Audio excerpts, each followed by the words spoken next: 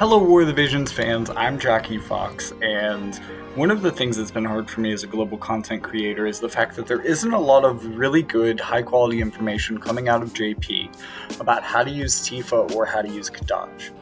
There are people who are doing basic treatments for these characters, but the additional information, the real excitement, has been surrounded around Cloud and Sephiroth, obviously, the 100 cost characters for this collaboration, and they are the stronger characters for this collaboration.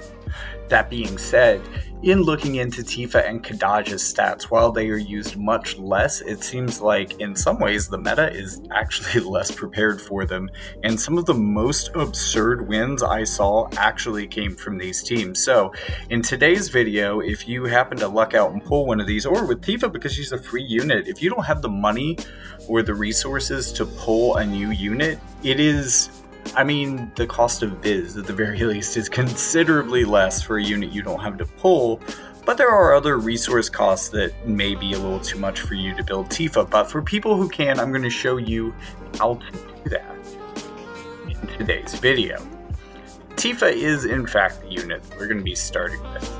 Now I have a handy little graphic for her. In these two lines of units, you're going to see two very different theories of how Tifa can work. And as you look at the units that are in the center grouping of this, these are the best of, this team in the center, in either case, is going to be very good. And these teams way overperform the other teams that I'm looking at for the meta right now, which are they're doing good, but they're not necessarily overperforming in the way that sometimes these do. One of the biggest, other than a Kadaj team that I'm going to talk about, one of the biggest winners, incredibly niche team, but one of the biggest and most consistent winners over the several days of JP data that I looked through, just to make sure that these teams weren't a fluke, was the combination of Ashen Mont, Tifa, and Uldoa. And on the screen, you're going to see some Vision Card and Esper suggestions for them. This is really designed for the reserve system, and I'm not sure when we're going to get it, because this is a 5-unit spread, and they do all, to a certain degree, have a synergy with each other, and they do all share a pool of vision cards. But if I was building 3-person teams out of this, I would probably reuse some of the vision cards a little bit more often. And the Espers aren't set in stone. There could be other choices, definitely, but these are some good options, or just the things that I thought of first off the bat. But the thing that really ties Tifa, Uldoa, and Ashen Mont together is that they're pretty durable, and 2 out of 3 of them can shred single target resistance, which allows Uldoa to hit even harder and allows all of them to hit even harder, because every one of them has several hit multiple unit single target skills. So they're going to be really good at doing very specific pinpoint damage to their opponents, and they were a very tough team to get around on offense and even especially on defense. One of the most consistent combinations with Tifa, if you look to the left side of that top chart, is going to be 2P, Tifa, and Ashen Mont. 2P is kind of the central unit for this team, in that she has an affinity with Ashen Mont in that they're both Earth units, and she has an affinity with Tifa in that they are both Strike units. They're also, all 3 of them, again, are units that have a lot of single target attack abilities. 2P in particular has a follow-up skill, which is going to benefit from all of this single target resistance breaking as well. This is going to do more damage than the Uldoa variant, but it's not quite as consistent, and it can definitely take advantage of people who have not built for evasion, because 2P on this team can be pretty devastating. Going the other direction, the all ice team that I see, this is one of the more common teams, and it's probably one of the weakest of the 3 that I'm going to talk about with these 5 units, but it's also the most consistently used, so it's kind of like the known quantity and the most popular formation of these units. And, what can I say? A2 is an absolute beast, and she definitely helps this team sustain, and this team is still quite good, even though it has a much bigger weak point being an all-ice team than any of the mixed Earth and Ice teams that I just mentioned. But given that she can also break strike resistance, Tifa is an amazing member of strike teams, and there's a whole other set of units that are just as good or better than some of the things that I mentioned before, at least better than the all-ice version of the team that I just mentioned, especially if you look at Alaya, Tifa, and 2P. I've already explained why 2P works really well with Tifa, but for Alaya, both of those strike and single target resistances are just going to ramp up her damage, and she can be a really ridiculous unit, even to this day if you enable her. She is still probably one of the strongest strike units, and just in terms of raw power at the very least, while maybe she's a little bit out-teched by 2P and Tifa in some ways. Purina is another powerhouse. If you're going for absolute, sustainy powerhouse builds, then going to the right here is pretty powerful. But I've seen some days that this team is a little less consistent. On its good days, it's better than the ice version of the team. But on its bad days, it's also a little bit worse. It doesn't have the consistency of a lot of these other teams.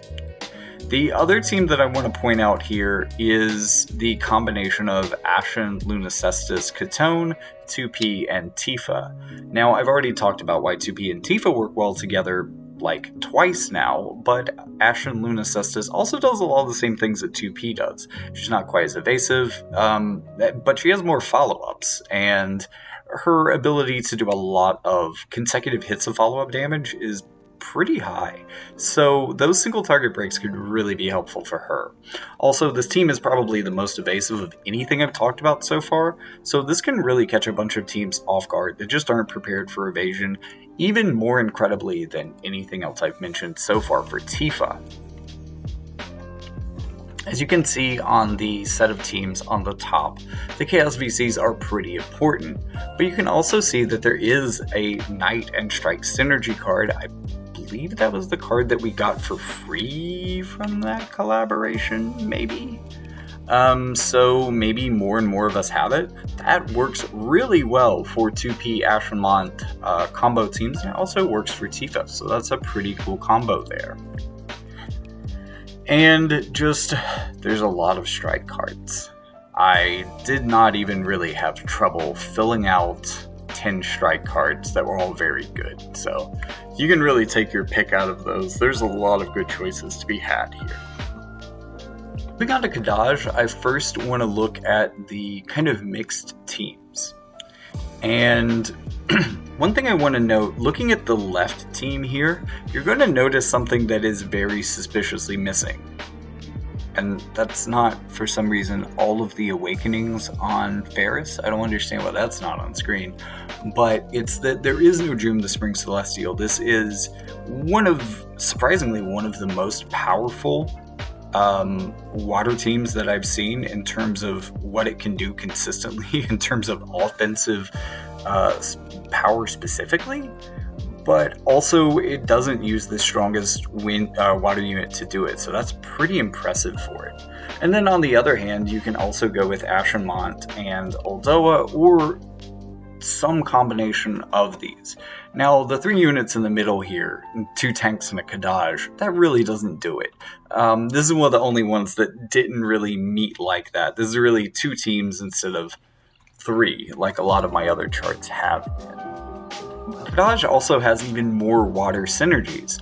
The team to the left here, with Shadowlynx the Crystalborn, her ability to turn down damage, in addition to Joom's ability to sustain and Kadaj's ability to really be quite durable and have high effective HP, I think turn into something quite incredibly powerful, because I often see this with completely absurd scores. I mean, outperforming literally everything else by a mile in a way that is also remarkably consistent and works seemingly pretty well on defense too.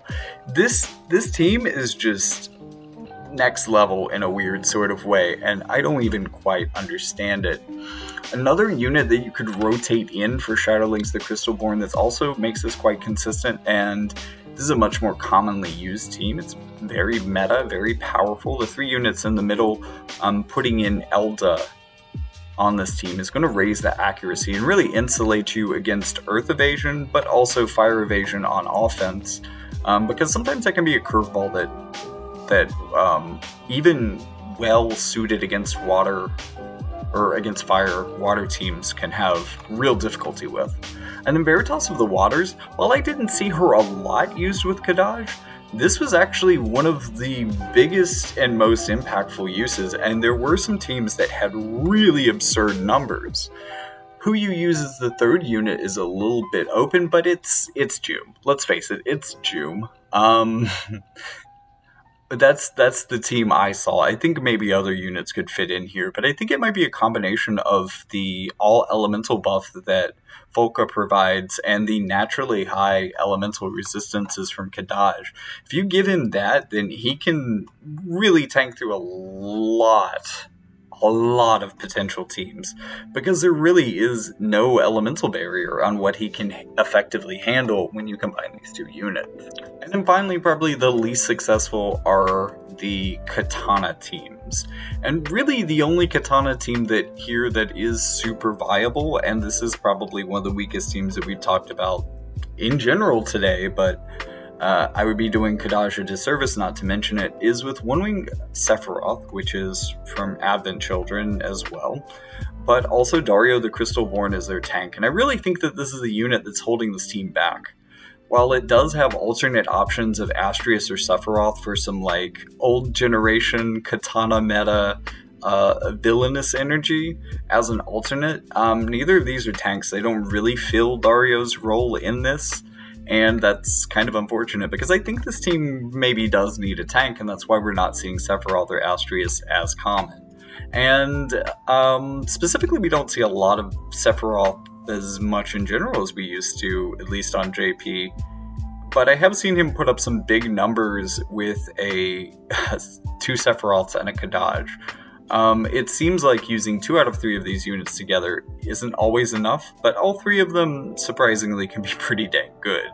And then I have seen Astrius here a couple times. He does have a really high synergy with Kadaj, although he's not used very often, and he does okay, but, I needed to fit another unit onto the slide, and there were only so many good Katana units. I mean, what else was I gonna put on here? Oh my gosh, I can't even remember his name. He's a Blade Soul. Editor Jackie will remember that for me. But thank you for tuning in. I hope this really clarified what units are going to work well with these, what specific teams work well and why. But also, as opposed to the other video, which really just shows you the units working together, I hope my insights into VCs have really helped you figure out exactly what kind of spread you might want on these teams and what specific vision cards each of them need to perform their best. Again, there are some cases where I put an inferior vision card on just because the other side had the better version of it, and sometimes there are cards that you would want to use a little bit differently in 3-man teams, but Guild Battle specifically, which is where this data came from, is going to be shifting into a 5-man system, it seems. So maybe these formations actually make a lot more sense than I give them credit for.